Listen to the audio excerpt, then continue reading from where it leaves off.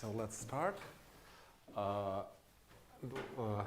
Let me recall the theorem we're proving. So the moduli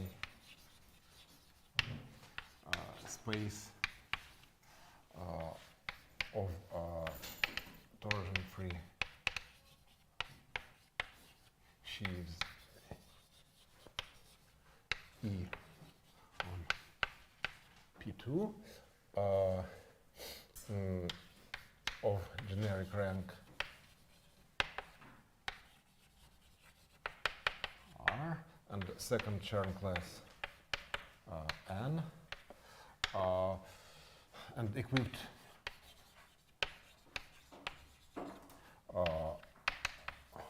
with a trivialization alpha from E restricted to the infinite line. Oops. To the trivial vector bundle like this. So this moduli space is well MRN, so it's a Gieseker space.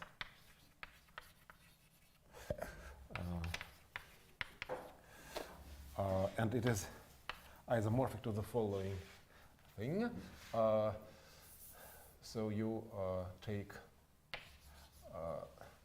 subspace M inside the endomorphisms of V, that is C to the power n, plus another copy of endomorphisms of V, plus home is W, that is C to the power R, to V plus home in the opposite direction, like this. So an element here will be called B1, here B2, here I, here J, and the equation here is that B1, B2 minus B2, B1 plus Ij is 0. Now, inside this M, we have an open subspace given by stability condition.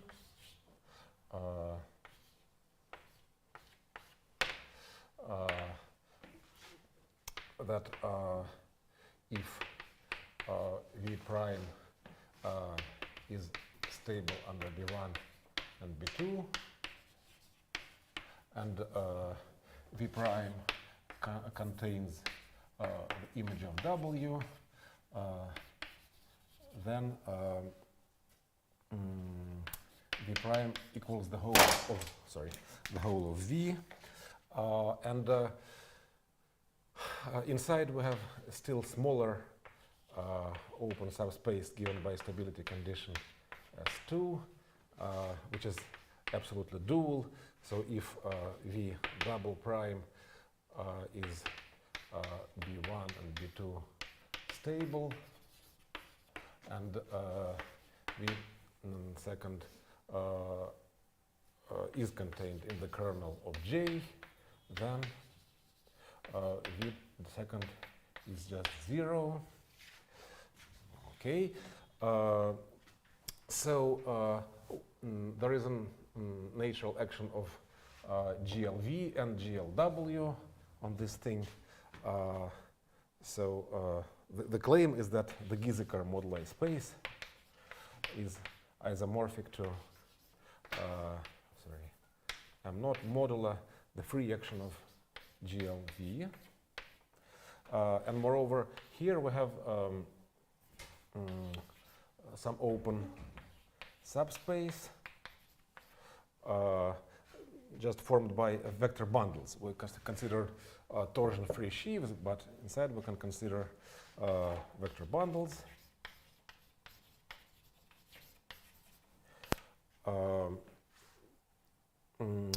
And then this thing is isomorphic to two nodes modulo GLV. Okay, this was this great theorem that goes back to Barth.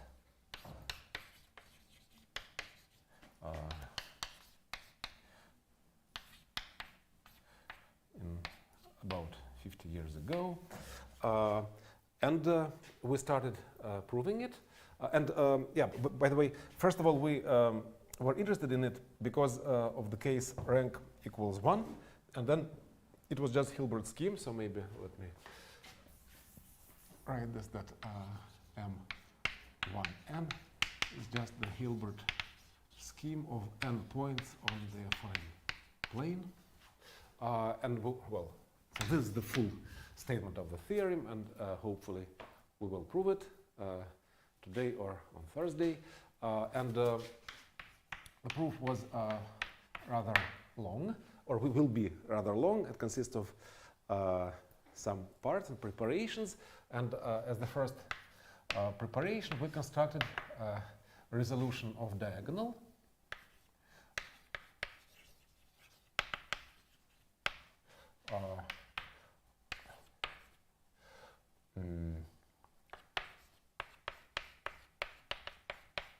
So we are interested in the sheaves on P2, so that's why we're constructing this resolution for P2. But in fact, for the same price, it can be constructed for any project space or even for any Grassmannian variety, just the same, more or less the same construction.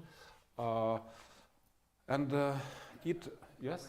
So you mentioned that in the case of rank equal to 1, yes. we have this 0, 0 equal empty. Yeah, in particular, yes.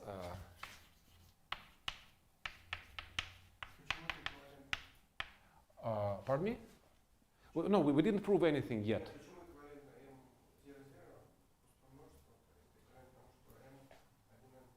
No, it's not equivalent. I don't say it's equivalent. It's true, but both things. This resolution of diagonal, namely O delta, was the quotient of the structure sheaf. Well, maybe let me call it another C0, C minus 1, C minus 2, and then 0. And those were factorizable.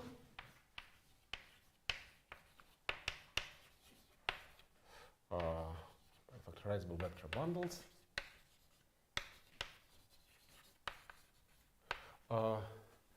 Factorizable means that this is the external tensor product, C minus 2 first copy, C minus 2 second copy goes to C minus 1 first, external product C minus 1 second. Well, and this C0 also is factorizable, but it's just the structure sheaf. Okay, so this is just O P2 external product O P2, and now this was O P2 of -1 external product, the canonical quotient bundle like this, and this was the exterior product of this thing, that is O P2 of -2, exterior product with O P2 of 1, like this. Yeah. So this we constructed last time, and this was certain section, maybe transposed, and this was exterior multiplication by this section transposed.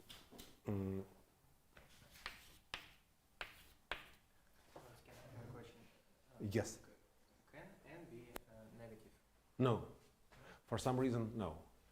And can it be equal to Oh yes, certainly, but just for trivial, for absolutely trivial vector bundle Yeah. and nothing else. Yeah, only for trivial vector bundle. For line bundles. No, it doesn't matter. You can have arbitrary rank, but be trivial. Yeah, but in the case of line bundles, I think that this model space cannot be empty because we certainly have some line bundles of rank 1 and n equal to 0. So the question is that it is empty, I think, for positive n, but for n equal to 0. That's what you say. Yeah. Well, okay. Yes. Okay. Thanks. So this we constructed last time, and then we considered the identity functor from coherent sheaves P2 to itself, and we wrote it in some fancy way.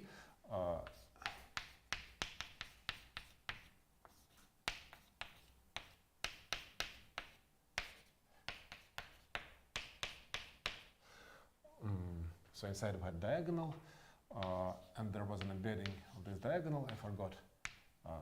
It was delta. Yeah, it was delta. So this identity functor is nothing but the push forward over the pullback, and then restriction to the diagonal. In other words, tensor structure sheaf of the diagonal. Okay, and now, well, the same is true in. So I do have to say the words the derived category, but we don't really need these words. But maybe everybody heard something like this, yeah. So let me say these words.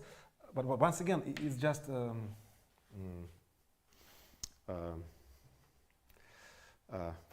the sake of fancy words.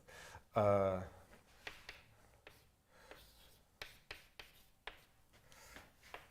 I replace all the functors by their derived functors, but this is really not derived.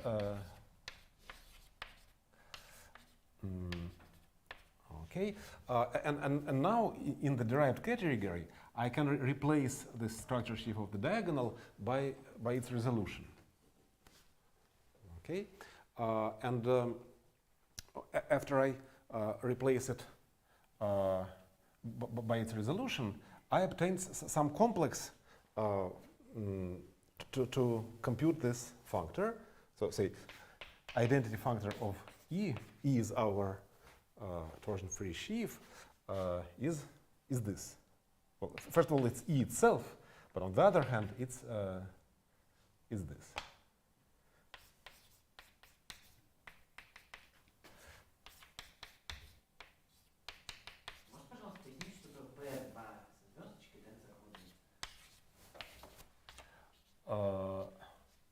No, just a functor. So well, when I apply it to some particular coherent sheaf, I get this.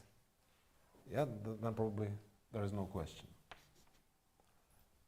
Yeah, this is some coherent sheaf on P2 times P2, and then I tensor it by some other coherent sheaf. But since this is not flat, there is left derived tensor functor, whatever. So we first use that term and then tensor by. Yes, certainly, yes.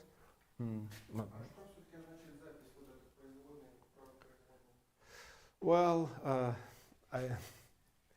let me not comment on this. Because what I want to do is I want to replace this coherent sheaf by its resolution, like this. So this resolution does not live in the category of coherent sheaves. It lives in the category, in the derived category of coherent sheaves, in the category of complexes. So I want to apply, well, this the complex. Pardon me? there is functor T. Well, it's a functor. It's functor from complexes to complexes, so to say, but not quite complexes. But let me not go into it. Безусловно, функтор композиции, это ж не композиция. Right, right. So for this reason, we will have some spectral sequence converging to this thing. So what we get is like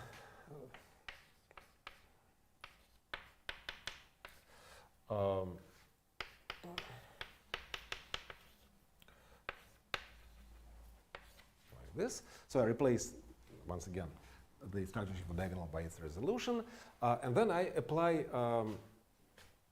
some spectral sequence.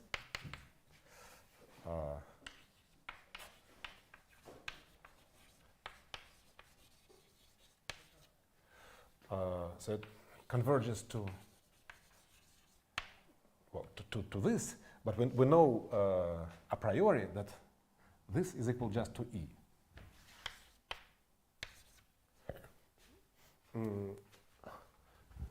So now I erase this longish statement of the theorem.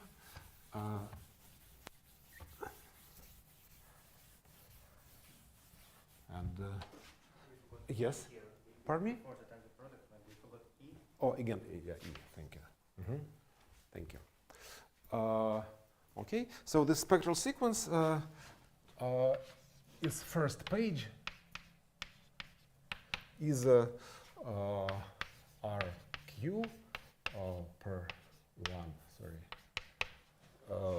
push forward of per 2 E pull back tensor pth component of this resolution. Okay, and now since any particular component of the resolution is factorizable, I can apply the projection formula to it. And I can rewrite it in the form CP1 tensor HQ of 2E tensor CP2. Okay, so this is just a vector space. And this is a sheaf on projective plane, and just like this or that.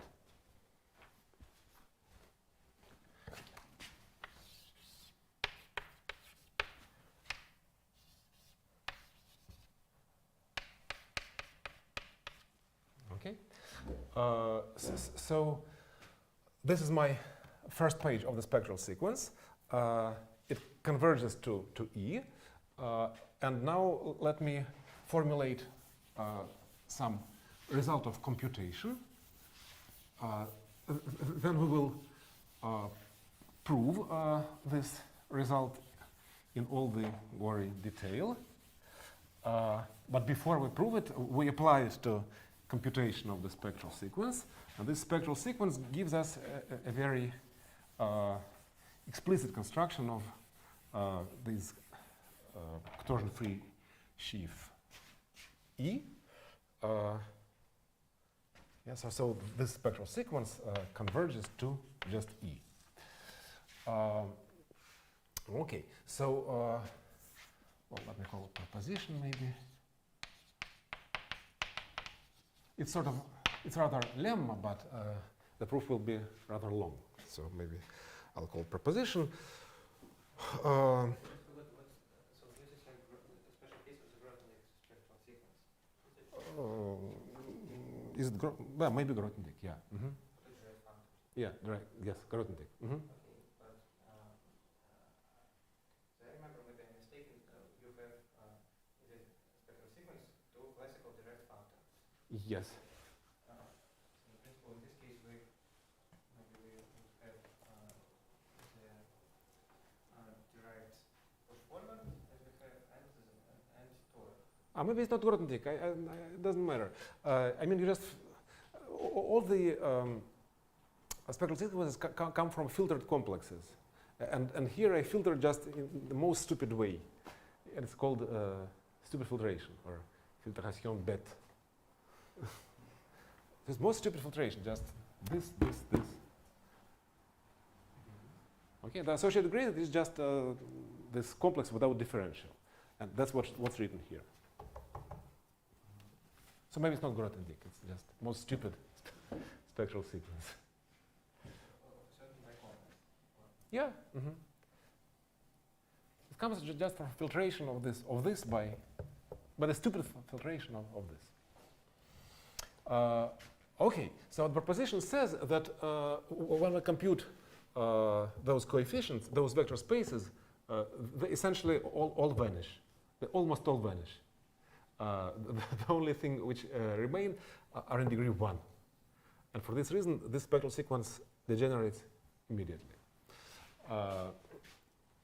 So assume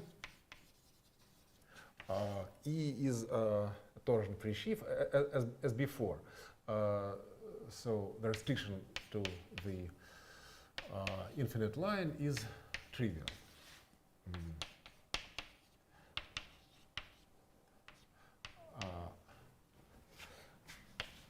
And then the cohomology of P2 with coefficients in E of twisted by negative P is 0 for P equals 1 and 2. And you see that's what we are after in this situation. And Q equals 0 and 2. Oh, sorry, it's my mistake. And also HQ of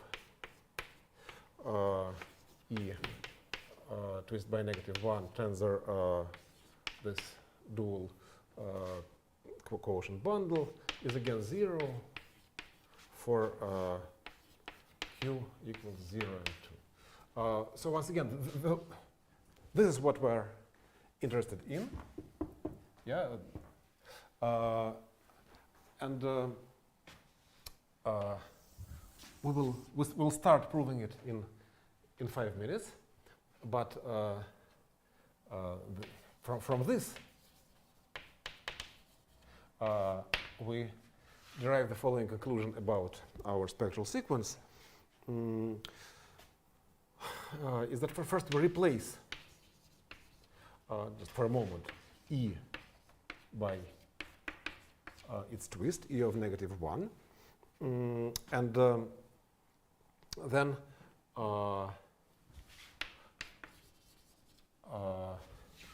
the spectral sequence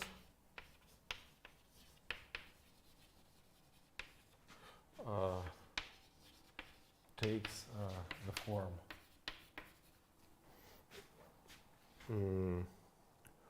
zero to O P2 of negative 2 tensor H well, okay, let me write HQ of P2 with coefficients in E of negative 2 and then goes to O P2 of negative 1 tensor HQ of P2 with coefficients in E tensor, E of minus 1 tensor Q dual. And then it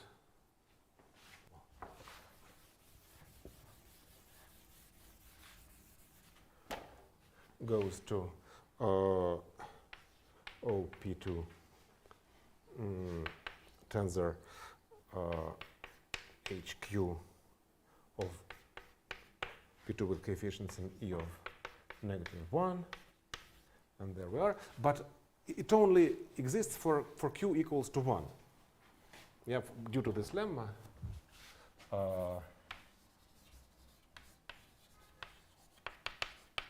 And then the differential should go this direction, but there's nowhere to go. There's just one line in the spectral sequence.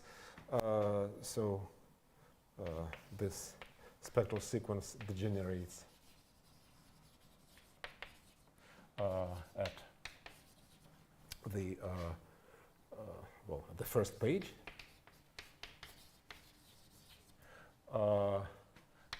And hence, this is the result. So E of this twisted E of -1 is the only cohomology of this. So this lives in degree -1, this lives in degree 0, this lives in degree 1, and E is just this cohomology. There is nothing else. E of -1. E of -1, right. Mm-hmm.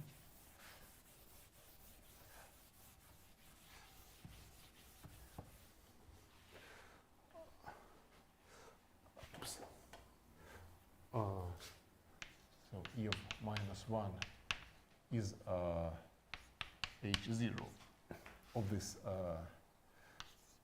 E1, so to say, and H -1 is 0, and H +1, or 1, is also 0. There is only cohomology in the middle. So in other words, this morphism is embedding, this morphism is surjection, but there is some cohomology in the middle, and this is E of -1. Is it this the realization of infinity remains? Now let's untwist. Now let's untwist. Yes, we already applied our lemma to E of -1, and we Our shift to be trivialized to infinity. we started with a sheaf trivialized at infinity. But then we twisted it. It is twisted.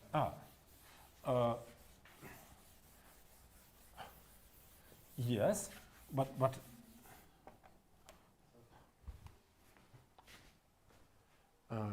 so it applies to the twisted sheaf. This lemma applies to the twisted sheaf. You see? So E is not trivialized at infinity. No, E is, but then I apply. Well, if you compare what you have this here and here, I hope,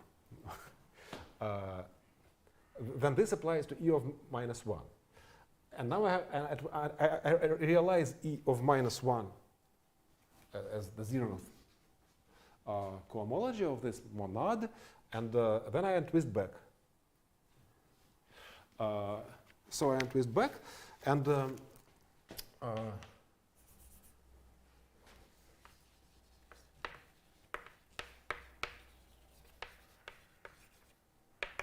we get the final form of the monad. So O of -1 tensor first cohomology of E of -2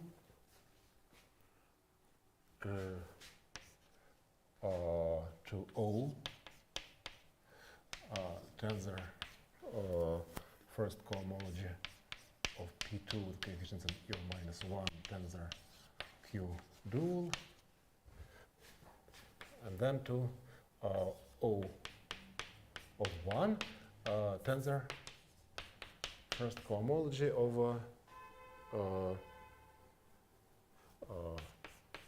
P2 with coefficients of E of -1. So let's call this A, let's call this B, and the conclusion is that E is the kernel of B modulo the image of A.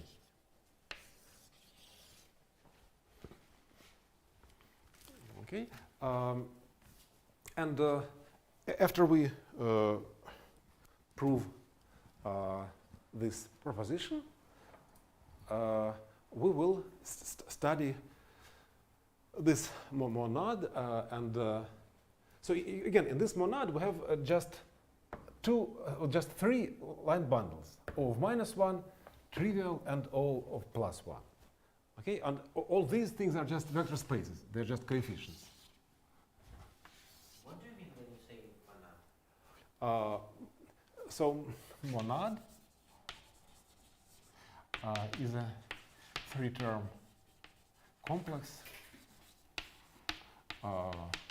with only the middle cohomology.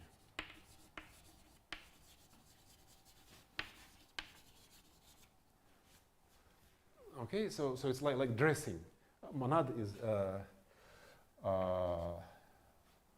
Greek for dressing. Well, you see, you have this interesting object, and it's non-trivial, but now you dress it, and the dress is rather trivial. It's just this stupid multiplicity of line bundle, this stupid multiplicity of line bundle, and this stupid multiplicity of line bundle. But the morphisms are non-trivial, and we will study them, and then we will prove that we can, well, somehow choose, so to say, choose bases in these vector spaces, so that these morphisms A and B are written in some very straightforward manner through the linear algebraic data we started with. Okay. I'm interested in this E such that there is a trivialized at infinity. Yes, yes. Yeah, and now to get such a description, you cannot get it for. The shift E, once again, is trivialized at infinity. But then you have to apply your lemma to E twisted by -1. Yes, but, well, but you see, when I apply it to E twisted by -1, I get these numbers, which I hope match these numbers. And the question is, if E is trivialized at infinity, E of -1 is not trivialized by no means. But my normalization is that E is normalized at infinity, then I twist it in these. So I hope I didn't mess up and the twistings match. Okay, so maybe I will try to keep this conclusion on the board. Oops. And if I start erasing it, maybe you remind me that I shouldn't erase this.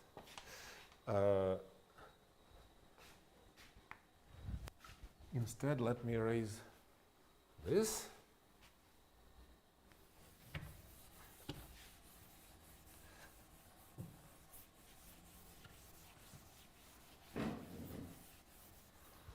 And that.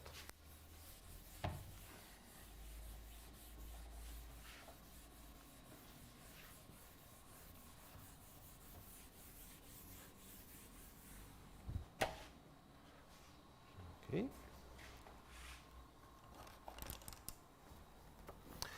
So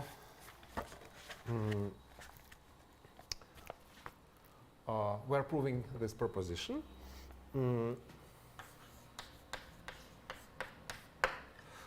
And to this end, we consider homogeneous coordinates.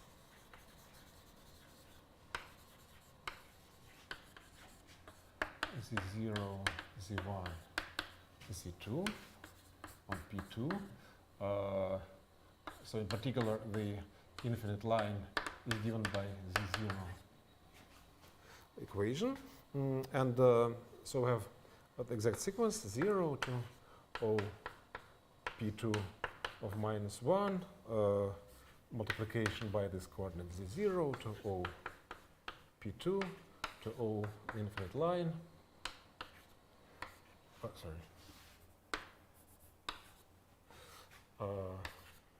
To 0. And then we tensor it with E of k, negative k. And we get 0 to E of negative k minus 1 goes to E of negative k, goes to E of negative k tensor this infinite line. Okay, and from the long exact sequence of cohomology, we get H0, or maybe I skip writing P2, if you don't mind. So we just have E of negative k minus 1, H0 of E of negative k, H0 of P1 with coefficients in E of negative k, restricted to P1. Then we go to H1.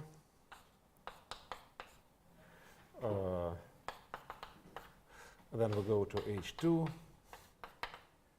and so on. Well, not so on, but then we stop, because there is no higher cohomology.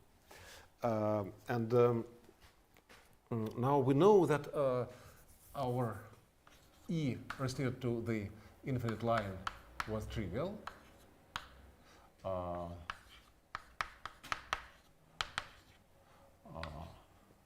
Okay, and so when we twist it, for example, if k is negative, then there is no zeroth cohomology, and there is no second cohomology because it's just P1. And so we see that H1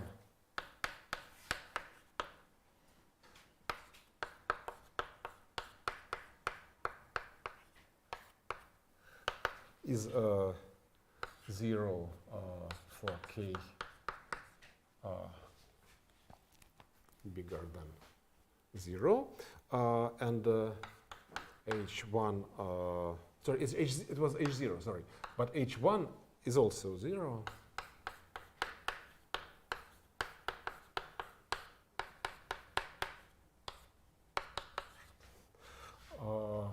For k less than 2. Okay,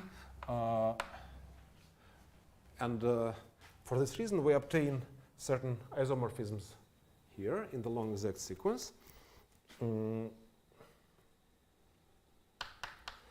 Namely, we get that H0 of E of minus k minus 1 is isomorphic to H0 of E of minus k for k bigger than 0, and H1, sorry, H2 of E of minus k minus 1 is isomorphic to H2 of E of minus k for k less than 2. Okay, and this is not bad, because we wanted to prove exactly some similar cohomology vanishing, yeah. But in some for some particular values of twisting, and also for this, but just say for the first line, and we know that if it twists sufficiently positively or negatively, then this vanishing holds true, and now we only have to propagate this domain through the desired values of P. Namely, the key claim is that the cohomology of E of minus k is 0 for k big enough. And then it will propagate. So we'll have vanishing in some region far away to the right, but then due to these isomorphisms, it will propagate to all the way to 1. So why this is so? Just because E had no torsion. In particular, it had no sections supported at points.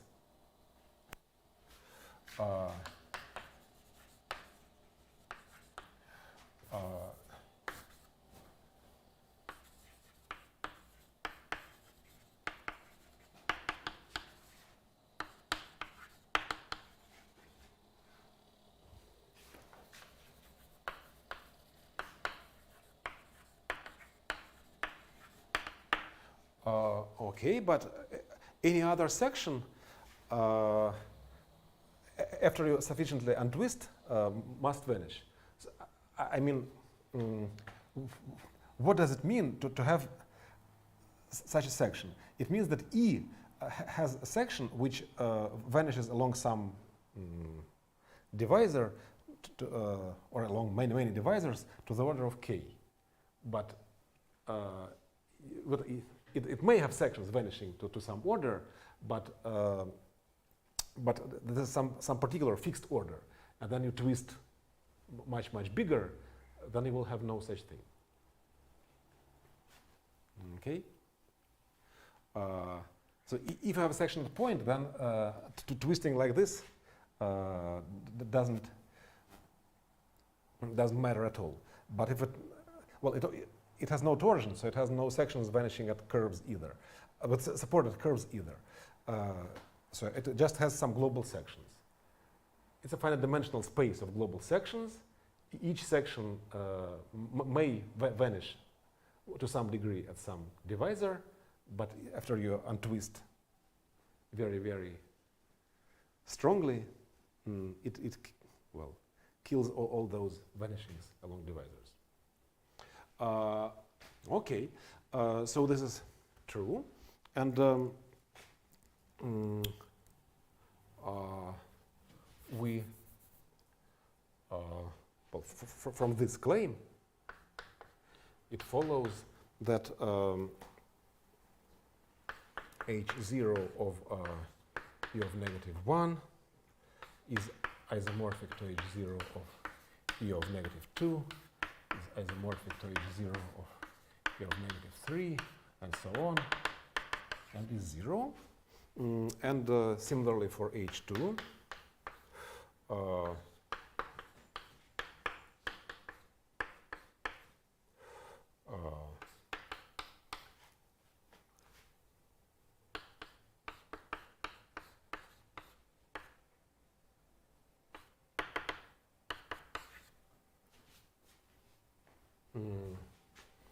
okay.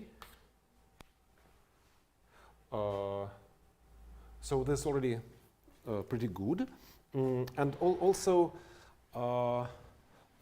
from this long Z sequence, there is H0 and H1 of the infinite line, but for the infinite line, we know that if we twist by -1, there is no cohomology whatsoever, right? For O of -1, there will be no cohomology, right? For 1, there will be no 0, no first cohomology. Okay, so you get some extra bonus, namely that first cohomology of E of -2 is isomorphic to first cohomology of E of -1.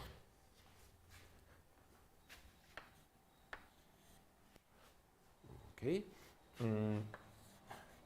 and this is very important because later on, when we get this monad,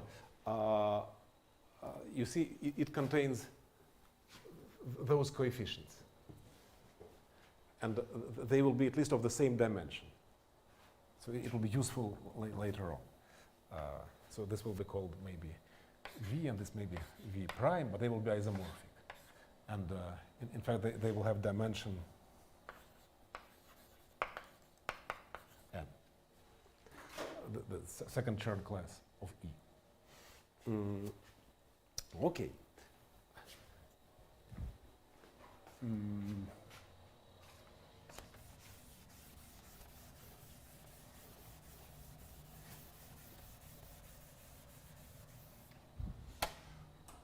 So where are we?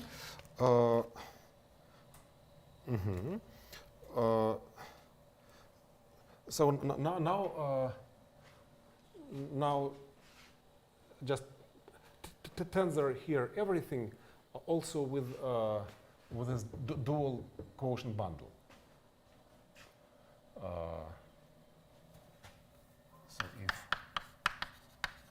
twist additionally on the just tensor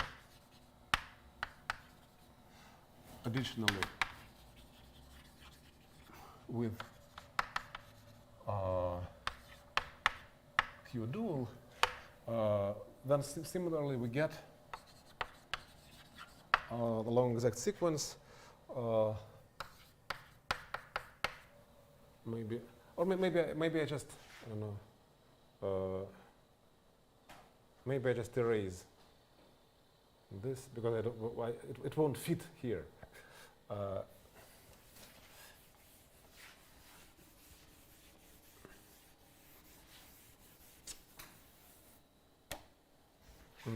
So we get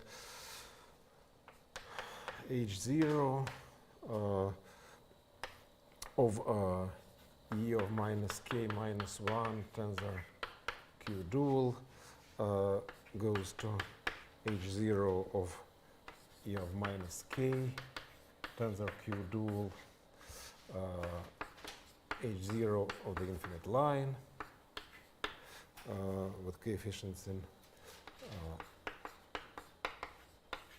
this tensor restricted to the infinite line, and then the same with H1, and then the same with H2. Okay, and then let's have a lively discussion. What is the Q dual vector bundle restricted to the infinite line?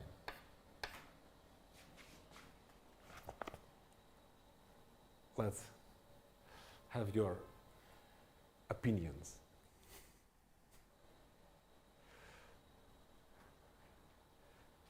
So we had this canonical exact sequence 0 to O of minus 1 to O tensor, well, three-dimensional vector space to the quotient bundle. Then we can dualize this quotient bundle, but the question is, what is Q restricted to the infinite line? First of all, what's the rank of this Q? 2, right. So then we have the Grothendieck-Riemann-Birkhoff theorem that any vector bundle on P1 is the sum of line bundles. So it's the sum of two line bundles. And the question is, which two line bundles? How do you think?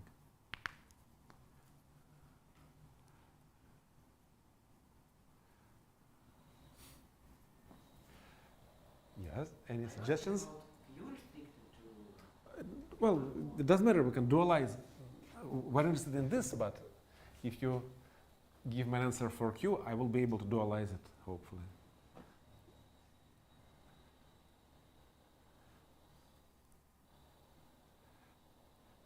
So first of all, we already discussed the degree of Q last time. So what's the degree of Q? Plus 1, because this is minus 1, 0, this is plus 1. So degree is 1. So those two degrees of line bundles should add up to 1. Like 0, 1, or negative 1, 2. And so on. So how do you think?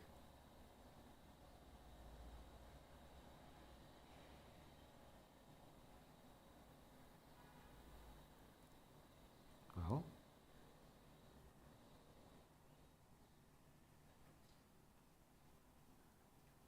Altan, you look bored, so you know the answer.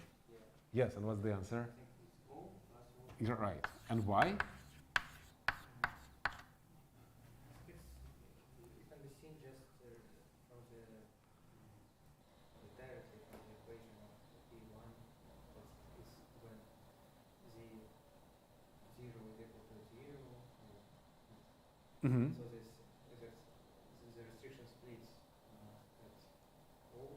Mm-hmm. The cokernel of the morphism O of minus 1 Mm-hmm. to O plus O. This cokernel is O of 1. Okay. So well, it's enough to exhibit such a line subbundle. If you exhibit O of one subbundle, then it's enough. There is no extension in this direction, so it must be. The remaining is just O.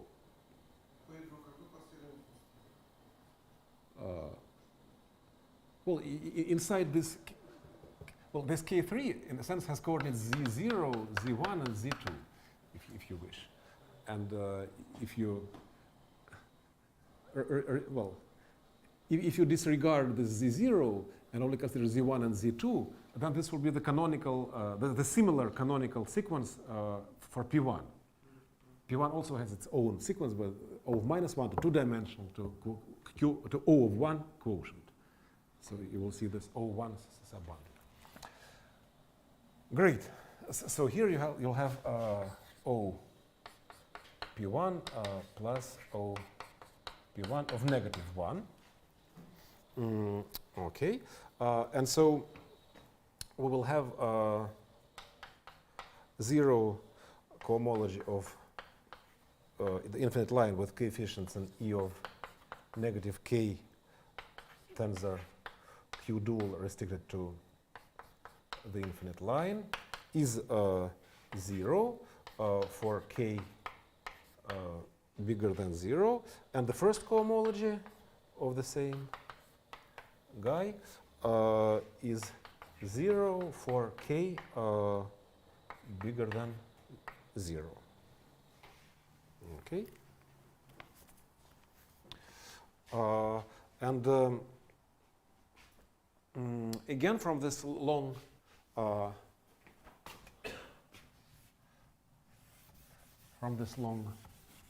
exact sequence, we see that H0 of E of -k -1 tensor Q dual is isomorphic to H0 of E of -k tensor Q dual for k bigger than 1,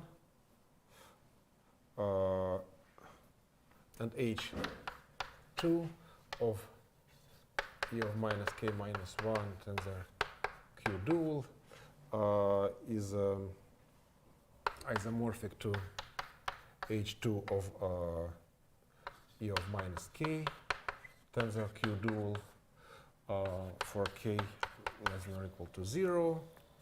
Okay, and then similarly to this argument, we have that H0 of E of -1 tensor Q dual is isomorphic to H0 of E of -2 tensor Q dual is isomorphic to so on, and is 0. And also H2 of -1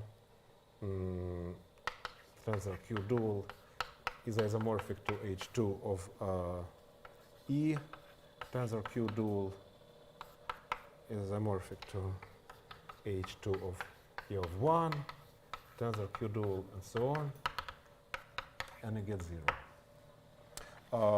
Okay, and we're done. K was less or equal. Oh, sorry. Yes. Thank you.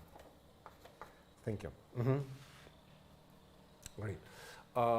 So the proposition is proved. Okay, and this conclusion holds true.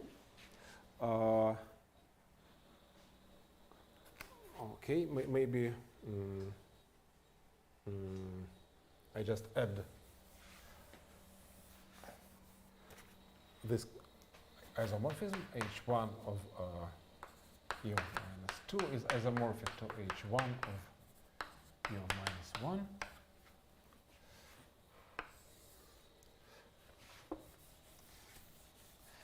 And we don't need anything else.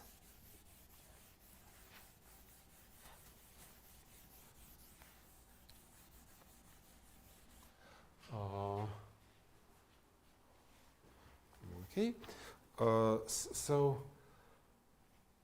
now we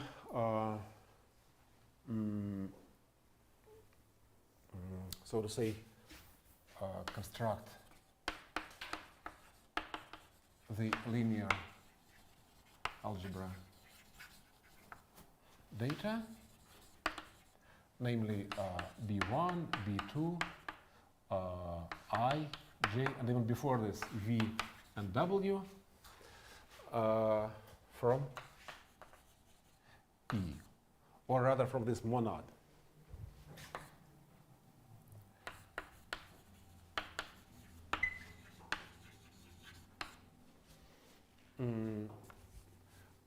Okay, and to this end we just denote by V the first cohomology of E of minus 2, by V prime the first cohomology of E of minus 1, and by W tilde we denote the first cohomology of E of minus 1 tensor, the dual quotient bundle. So just these coefficients. So this is V, W tilde, and V prime.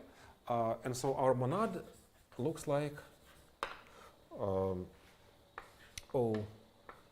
P2 of minus 1 tensor V goes to O P2 tensor W tilde goes to O P2 of 1 tensor V prime, and E is its middle cohomology, like here. Very nice. Now,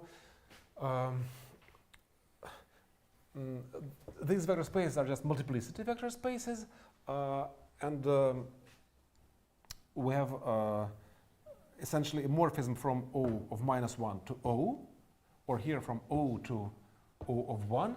But we know these morphisms, right? We know that home from O, whatever, of K to O of K plus 1 is just a three-dimensional vector space with basis Z0, Z1, and Z2. Okay, so we can write down our A and B morphisms in these bases.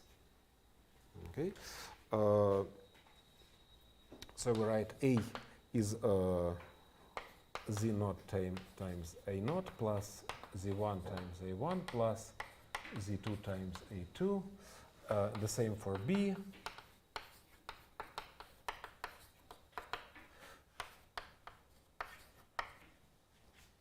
Okay, but then we have this equation that BA is 0.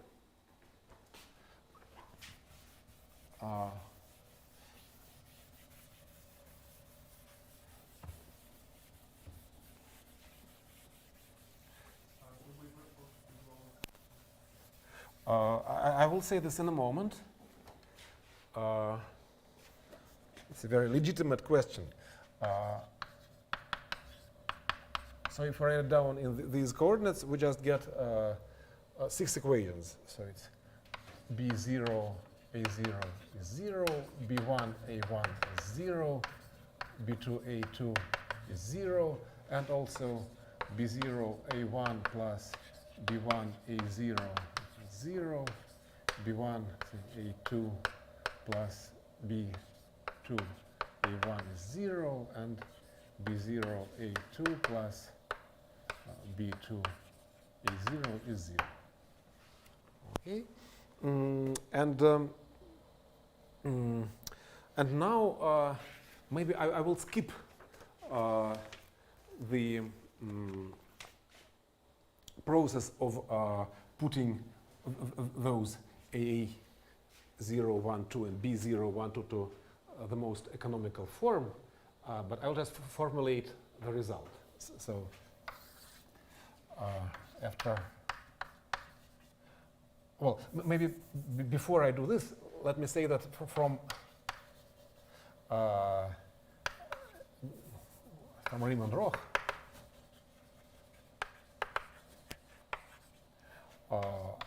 for P2, we will know that the dimension of V is the same as dimension of V prime and this n. So this n was the second Chern class of E. And the dimension of W tilde is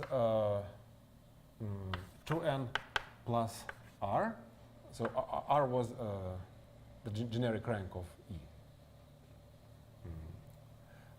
Or in other words, C0 of E. Yes. And we proved some simply minded version only for line bundles. It was some of the very last thing we did with Kempf, proved Riemann-Roch for surfaces for line bundles. But here, so the difference of this simple-minded version from the real version was exactly here. For line bundles, second Chern class is 0. But now second Chern class appears, and that's how it appears. But we won't go into Riemann-Roch theorem even for P2, unfortunately. So I just state the result. That's the result of.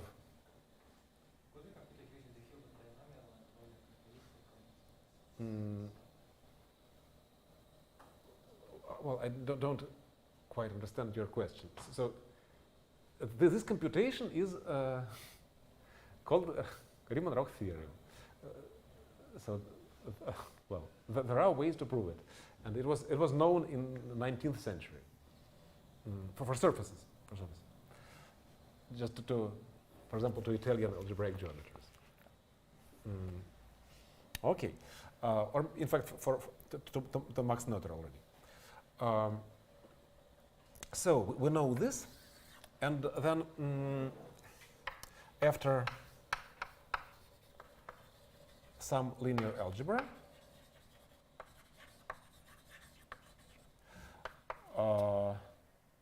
we get the following conclusions.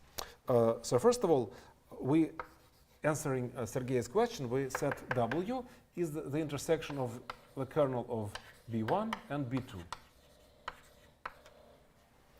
Okay. Also, the composition.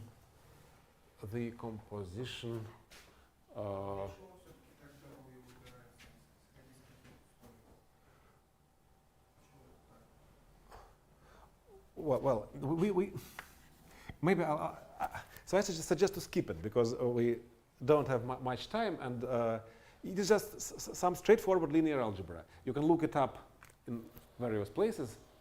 I can give you references, but it doesn't really teach us anything, I think. So let me just formulate the result.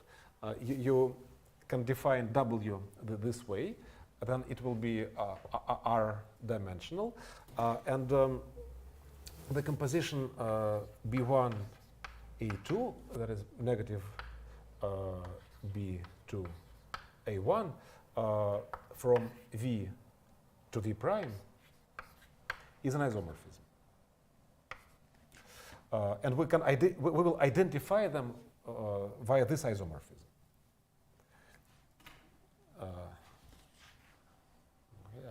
now erase everything.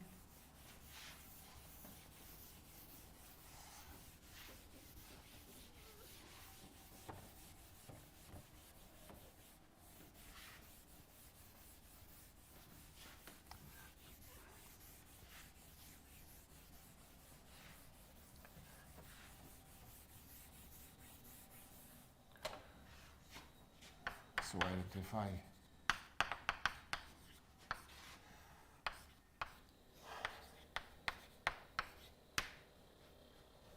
like this, and then we get W tilde is isomorphic to V plus V plus W. Say just from this complex, if you wish.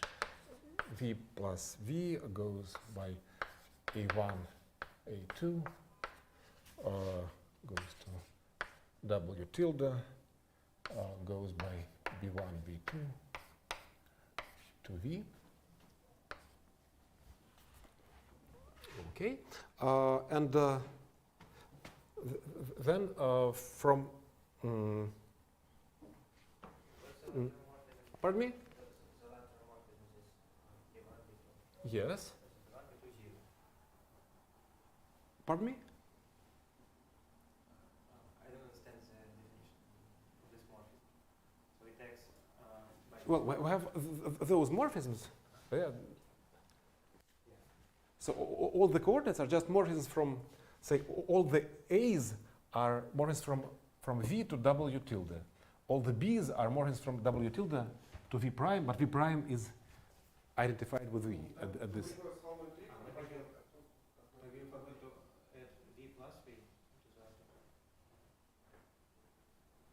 Come on. Ah, it's here. So, sorry, yes. Sorry. Sorry. Okay. So, so after this identification,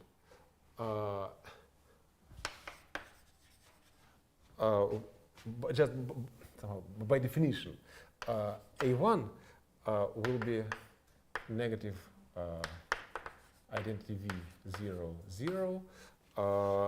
A2 will be 0, negative identity V 0. B1 will be 0, negative identity V 0, and B2 will be identity V 0, 0. Okay, and after this, what remains is A0 and B0. So these are non-trivial. And A0 we write in the form B1, B2, J. If you remember what we had in the statement of the theorem.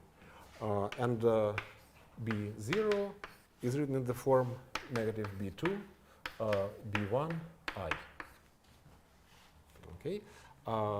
And we necessarily, so there's this equation that BA is 0 is equivalent to our equation that B1, B2 minus B2, B1 plus IJ is 0. Okay?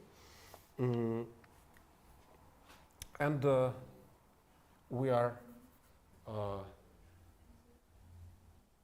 pardon me, any question? So this is, by definition, we take B1 and B2 as... Yes, but we do, but somehow it's equivalent to saying that we identify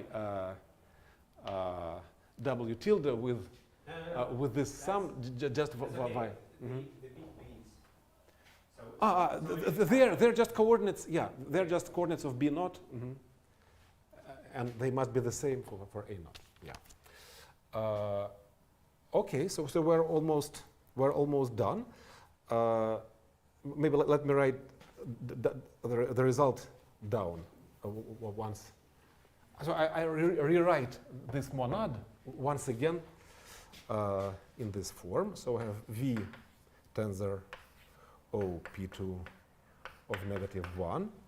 And it goes to V tensor O P2 plus V tensor O P2 plus W tensor O P2.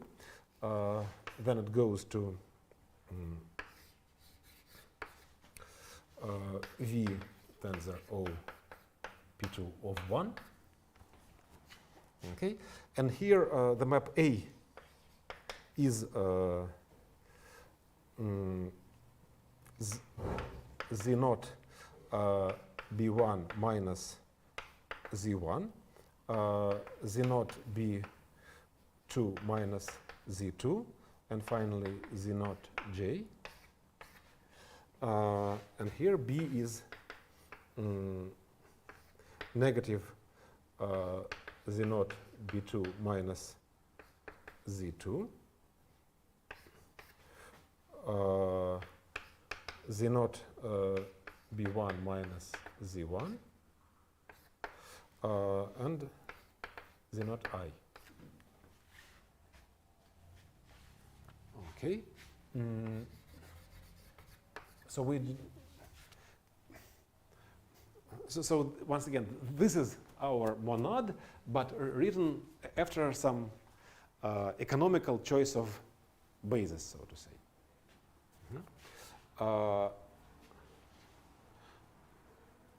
Okay. Now let me erase this.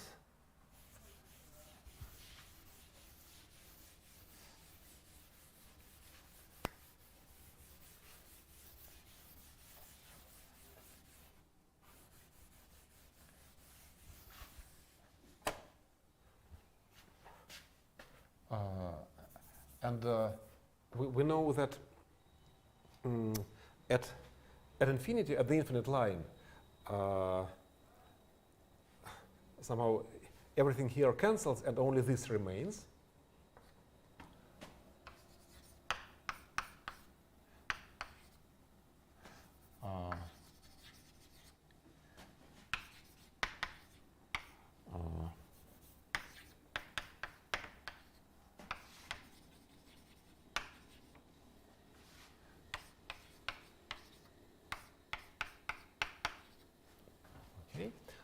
And away from infinity, we just forget Z0.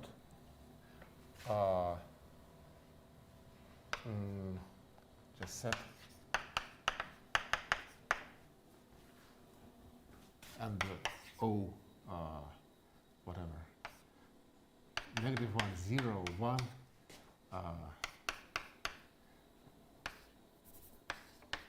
Goes just to A2. Okay. So that's the end almost. We only have to somehow go in the converse direction. So given this, we have to check that this monad will have only middle cohomology, and this middle cohomology will be torsion-free and will have the desired numerical data. So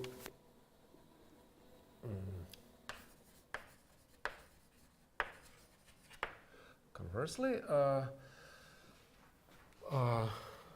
given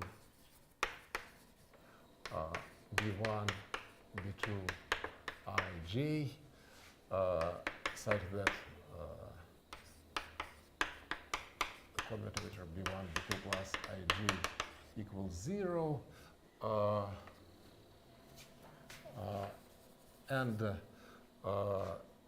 first stability condition, then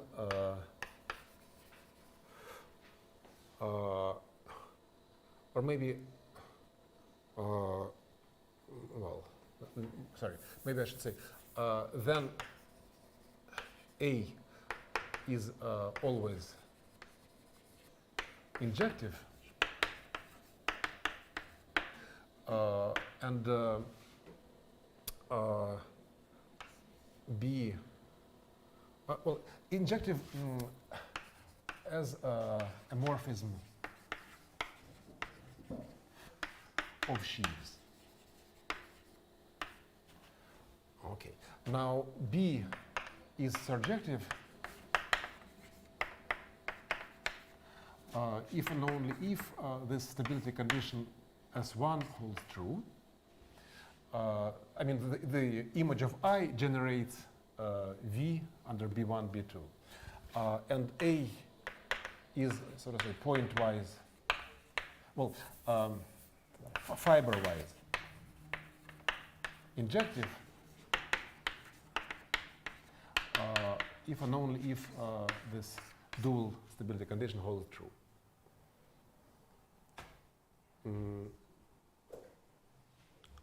Okay. So, in particular, if both conditions S1 and S2 hold true, then this is an embedding of vector bundles, and this is surjection of vector bundles. So the kernel of this surjection of vector bundles is a vector subbundle here. But now it's an embedding of vector bundles, so the image is again a vector subbundle, and the middle cohomology is quotient of one vector bundle by another vector bundle, so it's again a vector bundle. Okay. Otherwise, if we don't impose this second condition, we only know that B is surjective, so its kernel is vector bundle here, but the middle cohomology will be the image of this vector bundle modulo the image of this sheaf, which is only coherent, we don't know, and the quotient is only torsion free. Why is the image of a vector bundle under fiber-wise injective? What is also a vector bundle? Because say all the fibers are of the same dimension. The criterion we used last year for coherent sheaves on varieties, if all the fibers are of the same dimension. So here all the fibers are of the same dimension, and this is fiber-wise injection, so the image also has fibers of the same dimension. It's a vector bundle. The image is isomorphic to the initial vector. Yeah. Well, it is always so. A is always injective as models of sheaves. But you know that you can have like O minus 1 embedded into O, and the quotient will be not a vector bundle. Okay, so that's what we want to prove now.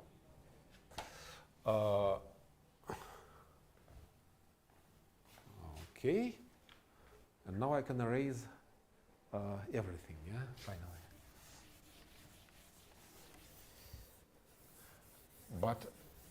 But we're running out of time, unfortunately. So what shall I do?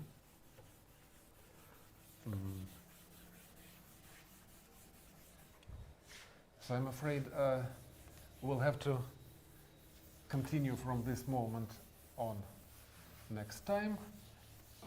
But it will take us maybe just like a quarter of an hour.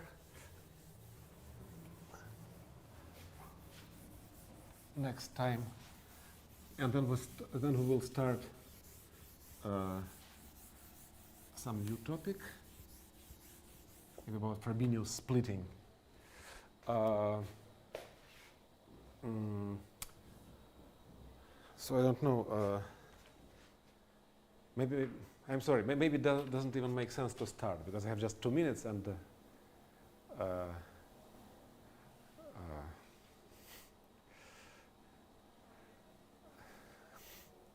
It'll be easy. The only thing I can say is it will be very easy and straightforward. You can also explain why n should be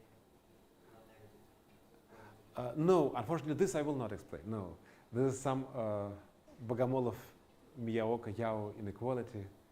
It's some very simple-minded manifestation of some deep thing. What's the statement? In particular, for any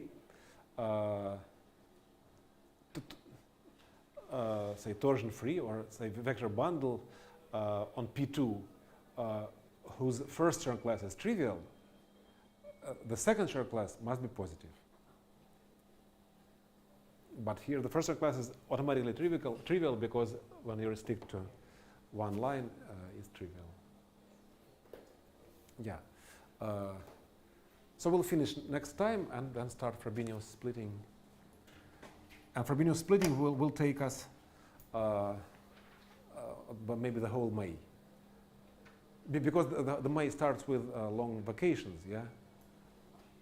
So the next, our next class will be on Thursday, but then the next class will be in 2 weeks, on Thursday in 2 weeks. Wheels are being We'll see. Maybe no, but well, if you suggest some topics, maybe we'll. 2 years ago, your answer said we did not solve your exercise, so there is no point. For example, yeah, that's a very good idea. Yeah, I agree, agree with this suggestion.